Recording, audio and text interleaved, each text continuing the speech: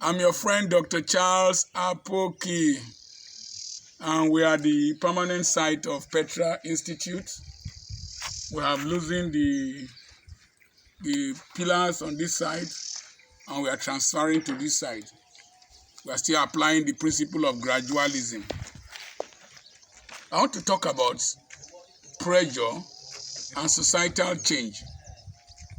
You see, I see a lot of young men and women in advocacy groups trying to cause change in Nigeria and in their countries, some in their tribes.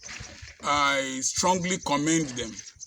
But I want to quickly say that change hardly comes from just advocacy, particularly in nations like Nigeria that suffer from Stockholm Syndrome. Stockholm Syndrome is when the victim falls in love with the tormentor, the kidnapper. It seems as if we are fallen in love with either the benefits of the system or the wicked men and women that oppress us. For a system to change, the pain that the society feels has to put enough pressure on them. Put enough pressure on them. They have to feel the pain. Recently, the Northern Elders Northern Elders Forum were calling for the resignation of Buhari. In those days, if any post was made condemning the activities of Fulani herdsmen and the inadequacies of the security chiefs from the north, most northern young people will attack, call people Biafrans, Yamiri, call people all kinds of names. But after the attack on the train in Abuja, between Kaduna and Abuja, after the series of killings in Kaduna, after the series of kidnappings, even people like El Rufai that talked anyhow, they have changed the tone of their talks. The pain of death, the pain of banditry, the pain of kidnapping, the pain of terrorism has developed to pressure. And if pain leads to pressure, another P, it will generate another P, push. You see, until pain reaches that point of push, change never comes. In Romania, Ceausescu was oppressing the people and all that. They were feeling pain, they were bearing it.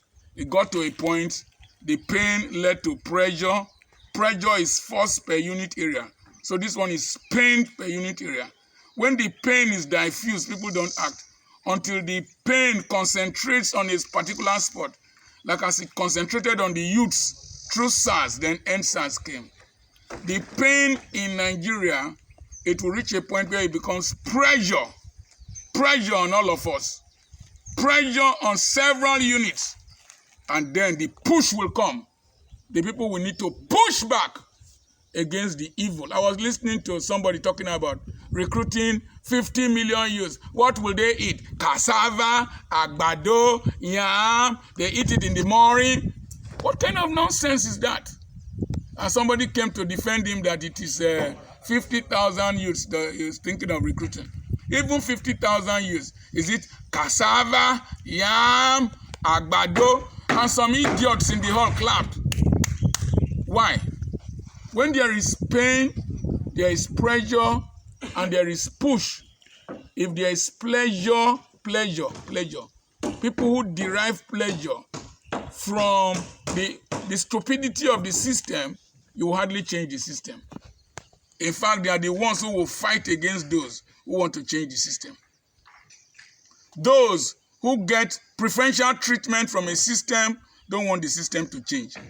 Most of those who were clapping there, most of those youths who are dancing around, people who have not paid salaries in their states for months, people who have not paid pensions, people who have court cases for corruption, people who have oppressed them, you will see the same people hailing them, carrying banners and dancing for them.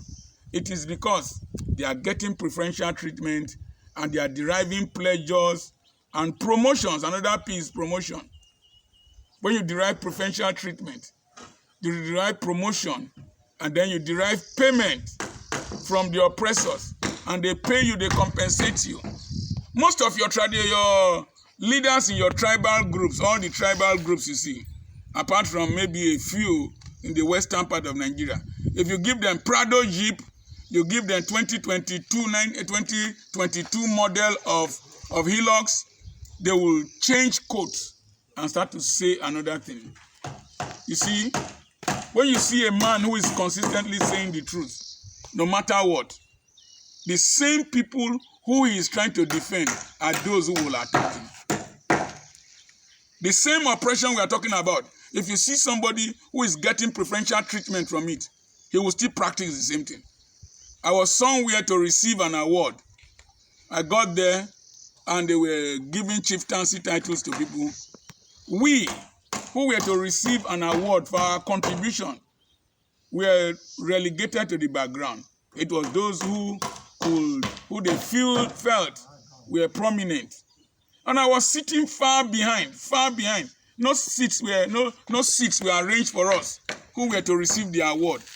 The award was of no use. It's the same system of celebrating a few elite who most probably are the enemies of the society. And one small boy who is a chief came to meet me. He said I should get up from my seat, that he wants to sit there. Then I asked him, I told him, I came here before you. And you want me to get up from my seat. And my gray hair was open. The small boy who just tied white bed sheet around his body and put fan belt around his neck. He said I should get up from my seat for him. Then I told him, you cannot sit here. He said, why can't him sit there? I said, you cannot sit here because I am Dr. Apoki. Then he said, Osemigwa. That is, Father, I'm kneeling down. So if I was not Dr. Apoki, any other person who is just an ordinary person, you will do the same thing our governors, the same thing our oppressors are doing to the poor populace. And tell him to get up from a seat for you to sit down because you have 7 heads, because you were born better than him, because you feed him. We live in a society where until we feel the pain, we will not act. This nation is getting to a point where we need to act. We need to push. If we don't push, they will crush us.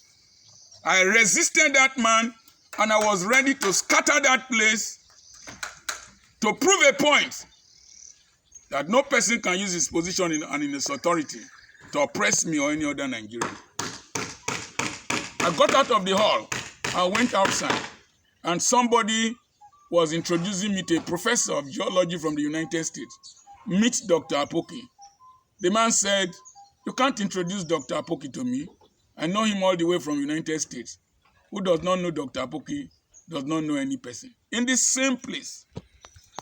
You see, we live in a society where a few individuals who think that they are the elite, who think that they control authority, who think that they control wealth, want to treat every other person like trash.